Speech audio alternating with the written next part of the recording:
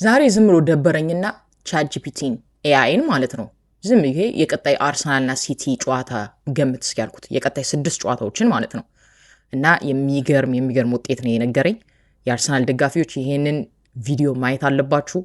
ተስማሙበታላችሁ ሳትስማሙበትም የሌላ ቡድን ደጋፊዎች ደግሞ ትክክለኛ ነው ወይ ብላችሁ ታምናላችሁ። ወደ ቪዲዮ እንሂድ። አርሰናልና ማን ሲቲን አንደኛና ሁለተኛ ሆነው ሳያቸው 2022 እና 23 እና 2023-24 ሲዝን ያስታውሰኝ። ፍዚላችኋል አርሰናል ፊት ለፊት እየመራ ሲቲ እያባረረን የሚደገም እየመሰለኝ ዝም ብሎ ያባንነኛል ከእንቅልፌ። ግን ቻት ጂፒቲን ጠየቁት ራይት። ከዛ በፊት ግን የአርሰናልና የሲቲን ቀጣይ 6 ጨዋታዎችን እስኪ አርሰናል አሁን ከኢንተርናሽናል ብሬክ ጨዋታ በኋላ ቀጥታ የሚያገኘው ቶተናምን ነው። በሜዳው ቶተናምን ይጫወታል። ከዛ ባየር ሙኒክን ተጫወተ ቻምፒየንስ ሊግ ላይ፣ ከዛ እንደገና ቼልሲን የሚጫወት ፕሪሚየር ሊግ ላይ 2 የለንደን ሀያል ክለቦችን የሚገጥም በዛ ላይ ደግሞ ባየር ሙኒክ አለበት መሃል ላይ። ስለዚህ በጣም ከባድ ያደርግበታል። ከዛ ታህሳስ ወር ላይ ደግሞ በውጮቹ ዲሴምበር አርሰናል ብረንትፎርድን ይገጥማል፣ ቪላን ይገጥማል፣ ወልቭስን ይገጥማል፣ ኤቨርተን ይገጥማል። እኔ ከነዚህ ውስጥ አስቶን ቪላ በጣም ያስፈራ ይመስለኛል። በተለይ ያለፈው ዓመት ቪላ ፓርክ ላይ አርሰናል አላሸነፈ ነበረ።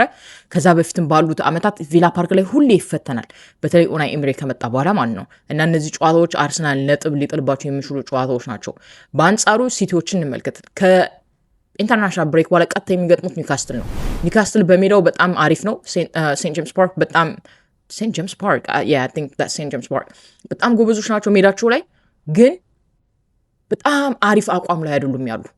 በተለይ ከሜዳቸው ውጭ ቀሽም ናቸው። በሜዳቸው እስካሁን የተሸነፉ አይመስለኝም። እዚህ ላይ ሜቢ ማን ሲቲ ነጥብ ሊጥል ይችላል። ከዛ በኋላ ማንን የሚጫወት ሊድስ ዩናይትድን፣ ከዛ ዲሴምበር ላይ በውጮቹ አቆጣጠር ፉልሃምን፣ ሰንደርላንድን፣ ፓላስን፣ ዌስትሃምን። ከነዚህ ውስጥ ሰንደርላንድና ፓላስ ናቸው ሊከብዱት የሚችሉ እንጂ ሊድስ ዩናይትድ፣ ፉልሃምና ዌስትሃምን በቀላሉ ነጥብ ሊያነሳባቸው የሚችሉ ጨዋታዎች ናቸው። ስለዚህ ይህ በጣም አስፈሪ ያደርገዋል እና ቻት ጂፒቲ ለነዚህ ጨዋታዎች ለአርሰናል በአርሰናል ሲጀምር ከአርሰናል ላይ ምን ብሎ ገመተ? ቶተናምን 2-1 ያሸንፋል፣ ቼልሲ ጋር 1 እኩል ይወጣል፣ ብረንትፎርድ ላይ ደግሞ 3-0 ያሸንፋል ብረንትፎርድ፣ በአስቶን ቪላ 2-1 ይሸንፋል ይላል። ከዛ ወልቭስን 2-0 ያሸንፋል፣ ኤቨርተን ጋር ነጥብ ይጋራሉ 1 እኩል ማለት ነው። የሲቲን ደግሞ እዩት። የሲቲ ኒውካስትልን ሲጫወት 2-1 ያሸንፋል ኒውካስትልን፣ ሊድስን 3-0፣ ፉልሃምን 2-0፣ ሰንደርላንድን 4-1 ያሸንፋል፣ ክሪስታል ፓላስ ጋር አቸው ይወጣሉ ይላል። ከዛ በኋላ ደግሞ ዌስትሃምን 3-1 ያሸንፉታል ይላል።